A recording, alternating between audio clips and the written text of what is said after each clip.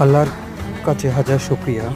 দীর্ঘ 15 থেকে 16 ঘন্টা জার্নি শেষ করে আজকে আমরা আসলাম পবিত্র মদিনায়। এখন আছি মসজিদে নববীতে, আমাদের প্রিয় নবী হযরত মুহাম্মদ সাল্লাল্লাহু আলাইহি ওয়াসাল্লামের রওজা মুবারকের মাঠে। আজকে রমজানের 16 তারিখ। আমরা দীর্ঘ জার্নি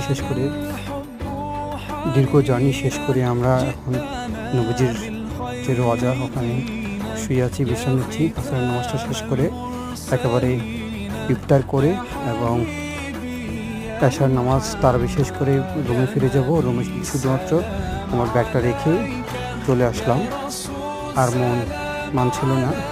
এসে আল্লাহর দরবারে শুকরিয়া, আলহামদুলিল্লাহ আমরা ঠিকমতো এখানে এসে পৌঁছেছি এবং দেশের জন্য দোয়া করি যেন দেশের সবাই এখানে আসতে পারে। ভালো থাকবেন সকলে।